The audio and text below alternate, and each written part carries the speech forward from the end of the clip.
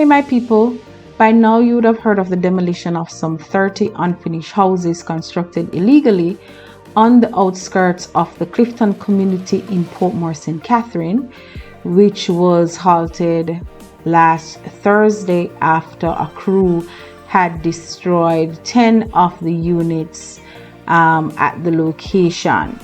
Now, for me, that video was very heart-wrenching. It was quite difficult to see the young lady that was being interviewed expressing that all she had was put into investing in developing this house for herself, and you could literally feel her pain. Now, the point of this video is really to discuss how do we avoid finding ourselves in situations like these. How do we ensure that we're on the right side of the law, as well as we are getting value for our money and we're not being tricked when purchasing property? So I'm going to speak from my experience going through property purchase, just things that you need to be aware of when you're going through this process. So the first thing is get a lawyer. You need legal advice. You need someone to review the documentation, right? That purchase agreement that you're provided with. You need someone to go through it to ensure that what is being done is done within the legal framework of the country. You also want to read it yourself. Now, honestly, legal jargon can be difficult to decipher, but if you take your time and go through the documentation, you will understand what it is saying. As much as it is written in Old English with sayest and thouest and all these different things, you can still understand it yourself. So get legal advice to go through the paperwork, but you should also go through the paperwork. When I was buying my property, despite legal going through it, I sat down and I took my time and I read it to ensure that it made sense. And guess what? You see, things that I didn't understand, I ask questions, I ask for clarity. The only stupid question is the one that you don't ask because you keep it to yourself and you never get an answer for it. So no question that you have is dumb. Just ask and get the clarity you need. Don't feel intimidated about getting that clarity. So while what's happening with this young lady is topical at the moment, there have been many instances in the past of persons not getting what they either have paid for. I remember this couple in St. Thomas that purchased land from a very large bank in Jamaica, and when they purchased the land, there was supposed to be a house on that property, and what they thought would have been a finished home was an unfinished one. So now they sign mortgage, everything, right? And they cannot live in the house because the house is not livable, and the bank sold them this as something that was livable. And this was big in the news. I remember it even resurfacing several times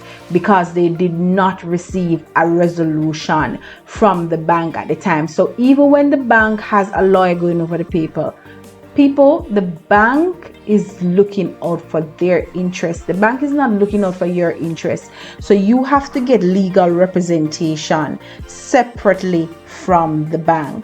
Now, the situation with this particular couple from St. Thomas leads me to the next tip. Don't just buy property and not physically go there. You want to physically go there and see the property for yourself. Although in some cases you can't, because in some cases you have to put in a blind bid and you'd never get to see the property. Those are risky because you're basically buying a puss in a bag. But where you can, you need to physically go and see the land itself and ensure that what you're buying is what you're getting. Because I believe that couple, had they gone and looked at the property, they would have been able to realize that what X Bank was selling them would have not been somewhere that they can live. And so they're stuck, one, paying a mortgage, and two, still paying rent, or I believe living with a family member. The next tip I have for you is go to the National Land Agency. If you're interested in property, you can go there and ask for a property search, for a title search, and you can see whose name the property is in on record. And that is literally public information that you go there, you pay for it, you tell them the location, the address, and they will pull up on their system and tell you who is the rightful owner of this property. So even if somebody, bamboozle and bandule a piece of document and give you can go to land agency and verify that they are the actual true owners, so nobody can trick you. Next tip, no property should be sold without a surveyor's report. And on the surveyor's report, it's going to identify the boundary markers and the shape of the land and the size of the land. Now, this is needed. Believe me when I say this is needed. I actually know someone who bought land in Trelawney, and the survey was done initially by a surveyor.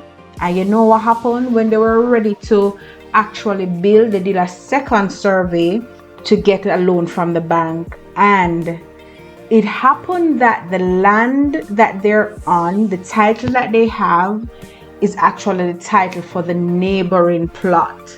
So many years ago, two plots of land right beside each other, the opposing neighbor got the wrong title.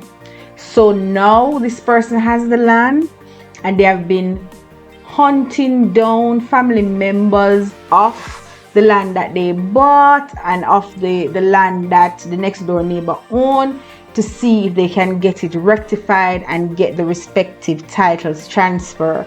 And that I know has been going on for the last 3 years, so it is quite a headache to resolve these issues. So you want to ensure that you have a surveyor's report. You shouldn't be buying anything from no one without a surveyor's report. And I would even say be there when the survey is being done, because I've been right there in person, because I like to be there when things happening, because I need to ask my question.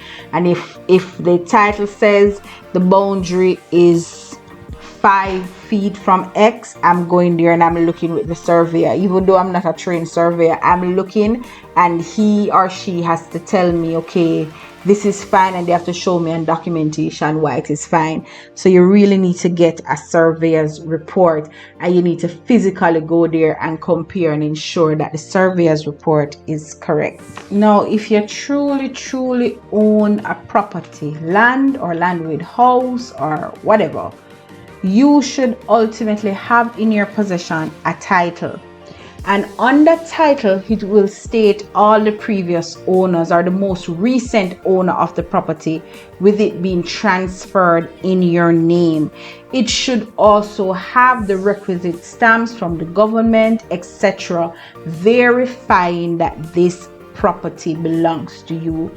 People, if you do not have a title officially stamped by the government, then this property with your name on it, then this property does not belong to you. And you can always, after all of that, go back to land agency and do a property search and make sure that on record what you have in your hand, land agency also have on their record, so nobody's bamboozling you.